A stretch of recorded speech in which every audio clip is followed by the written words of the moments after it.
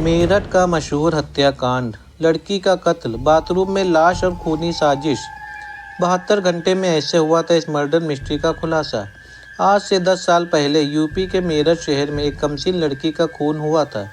Police ने 72 घंटे की तफ्तीश की, गहन छानबीन का दौर चला और जब पुलिस ने कातिल का खुलासा किया तो हर कोई हैरान रह गया था। अपराध की दुनिया में ऐसे मामलों की भी कमी नहीं होती जो इंसानी रिश्तों के ताने बाने में उलझे होते हैं। कई रिश्तों में धोखा होता है तो कहीं रिश्तों का खून कर दिया जाता है। कई बार इस तरह के मामले इतने पेचीदा होते हैं कि पुलिस को भी उन्हें सुलझाने के लिए कड़ी मशक्कत करनी पड़ती है। ऐसा ही एक मामला आज से 10 साल पहले यूपी के मेरठ से सामने आया था, जहां एक कमसीन लड़की का खून हुआ था और जब पुलिस ने कातिल का खुलासा किया था तो हर कोई हैरान रह गया था। आज कहानी उसी सनसनीखेज कत्ल की। सर्दियों का मौसम था, दोपहर के तकरीबन 12 बज रहे थे। मेरठ के नौचंदी पुलिस थाने में रोज की तरह काम चल रहा था। कुछ फरियादी अपनी फरियाद लेकर थाने में मौजूद थे, कुछ लोगों से पुलिस वाले बात कर रहे थे। थाने का मुंशी अपनी लिखा पढ़ी में मशरूफ था। तभी थाने के फ़ोन की घंटी बज उठती है। चंद सेकंड फ़ोन घनघनाता है और तभी लपक कर एक सिपाही फ़ोन उठाता है। दूसरी तरफ से किसी महिला की आवाज़ आती है। वो थाने के सिपाही को अपना परिचय देने के बाद बताती है कि अस्पताल में एक लड़की को संदिग्ध अवस्था में मृत लाया गया है। आप आकर छानबीन कर सकते हैं, लाश मॉर्चरी में है।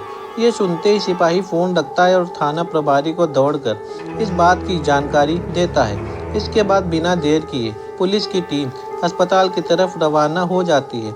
महज 15 से 20 मिनट में पुलिस अस्पताल पहुंचती है। पहले पुलिस अस्पताल के इमरजेंसी में जाती है, जहां से पुलिस थाने में कॉल की गई थी।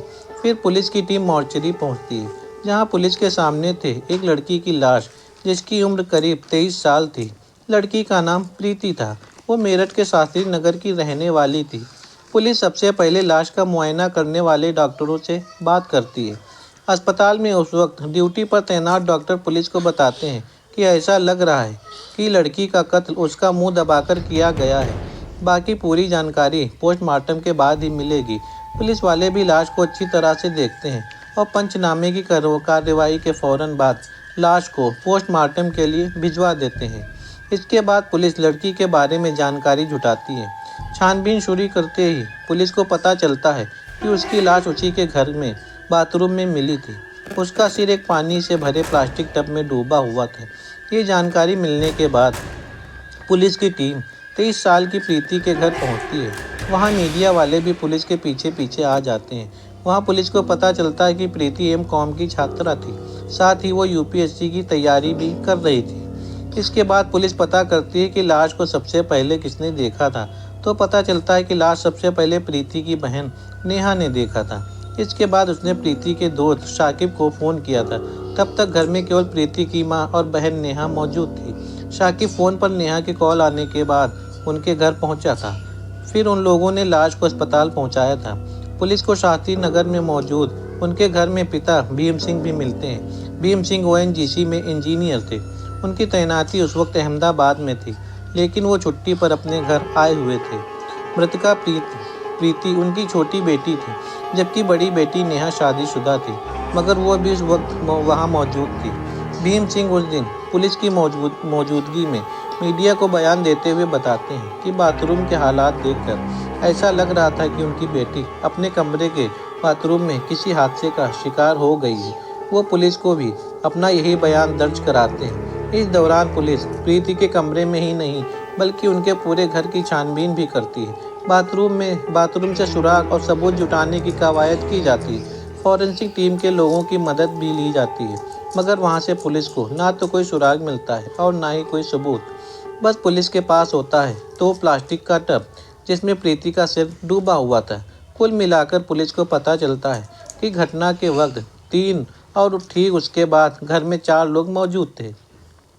प्रीति के पिता भीम सिंह, मां शशिबाला, बहन नेहा और चौथा शाकिब यानी प्रीति का दोस्त। छानबीन और पूछताछ में पुलिस को यह भी पता चलता है कि प्रीति का दोस्त शाकिब पहले कभी प्रीति की बहन नेहा का दोस्त हुआ करता था, लेकिन नेहा की शादी हो जाने के बाद उसकी दोस्ती प्रीति से हो गई। शाकिब का उनके घर आना जाना भी था। इस दौरान पुलिस देखती है कि प्रीति की मां शशिबाला और बहन नेहा का रो रो कर बुरा हाल है। पुलिस जब उनसे पूछताछ करती है तो वे पुलिस के सामने ऐसा खुलासा करते हैं कि पुलिस भी हैरान रह जाती है। शशि बाला पुलिस को बताती है कि उनकी बेटी का कातिल कोई और नहीं बल्कि उसका बाप है। शशि बाला पुलिस को बताती है कि भीम सिंह को कभी बेटियां चाहिए ही नहीं थी, उसे केवल बेटे की चाहत थी। वो बेटियों को नापसंद करता था। इल्जाम था कि वो पहले भी बेटियों को मारने की कोशिश कर चुका था। नेहा भी अपनी मां के बयान से सहमति जताती है। नेहा भी पुलिस को ऐसा ही बयान देती है। वो कहती है कि उसके पिता भीम सिंह ने उसकी बहन का कत्ल किया है। मौत से पहले उसने प्रीति के चीखने की आवाज़ भी सुनी थी। तभी वो उसके कमरे में गई थी जहाँ सारा सामान बिखरा हुआ था। प्रीति बाथरूम में गिरी पड़ी थी, उसका सिर प्लास्टिक के टब में था। अब पुलिस शाकिब से पूछताछ करती है। शाकिब पुलिस को बताता है कि वारदात के वक्त वहाँ वो मौजूद नहीं था। नेहा ने उसे कॉल करके बुलाया था। वो पुलिस को बताता है कि प्रीति की मौत कोई हादसा नहीं बल्कि कत्ल है, जिसे उसके पिता भीम सिंह ने ही अंजाम दिया है। पुलिस घर में मौजूद कई रिश्तेदारों से भी बात करती है और उस वक्त हैरान रह जाती है जब सभी भीम सिंह पर ही हत्या का शक जताते हैं। प्रीति की पोस्टमार्टम का खुलासा मृतका का पिता भीम सिंह पुलिस के रडार पर आ जाता है। पुलिस उस पर फोकस करती है। 24 घंटे से ज़्यादा वक्त बीत जाता है। इसी दौरान पुलिस को प्रीति की पोस्टमार्टम रिपोर्ट भी मिल जाती है। रिपोर्ट के मुताबिक दम घुट जाना प्रीति की मौत का कारण होता है, यानी उसकी मौत दम घुटने से हुई थी। जैसा कि अस्पताल के डॉक्टर भी पुलिस को पहले ही बता चुके थे कि उसका कत्ल मुंह दबाकर किया गया था। अब पुलिस एक बार फिर पूरी तैयारी और नए सवालों के साथ प्रीति के पिता भीम सिंह से पूछताछ शुरू करती है। पहले तो वो पुलिस के सामने पुरानी हादसे वाली बात दोहराता है, लेकिन जब पुलिस सख्ती करती है तो उसकी ज़बान पर सच आ जाता है। वो पुलिस को जो कहानी सुनाता है उसे सुनकर सब हैरान रह जाते हैं। अपने बयान में वो बताता है कि उसने पहले प्रीति का सिर बेड में दे मारा, जिससे वो बेहोश हो गई। फिर इसका मुंह दबा दिया। इसके बाद वो उसे खींचकर बाथरूम में ले गया और वहाँ पानी में भरे प्लास्टिक टब में प्रीति का सर डुबो दिया ताकि ये कोई हादसा लगे। अपना गुनाह कबूल करने के बाद भीम सिंह को कोई अफसोस नहीं। भीम सिंह पुलिस को बताता है कि वो छुट्टी लेकर अपने घर आया हुआ था। वो अपनी बेटियों से खुश नहीं था। उसे बेटियों को लड़कों से दोस्ती करना भी बिल्कुल पसंद नहीं था। यही वजह थी कि वो शाकिब को भी पसंद नहीं करता था, लेकिन उसका उनके घर में आना जाना था। उसे ये बात बहुत अखरती थी। उसने कई बार अपनी बेटी और पत्नी को भी ऐसा करने से मना किया था। उसने कई बार प्रीति से कहा कि वह शाकिब से रिश्ता ख़त्म कर ले, लेकिन जब वह नहीं मानी तो उसने प्रीति को ही ख़त्म कर दिया। गुस्से में आकर प्रीति को मौत के घाट उतार दिया। भीम सिंह का एक बालिया बयान उसके इरादों को दर्शा रहा था। इसके बाद पुलिस ने तमाम पहलुओं भीम सिंह के बयान की तस्दीक की और फिर 14 जनवरी 2013 को इस मामले का खुलासा किया, जिसे जानकर हर कोई हैरान था। दोस्तों, अगर आपको मेरी यह सच्ची कहानी पसंद आए तो वीडियो को लाइक और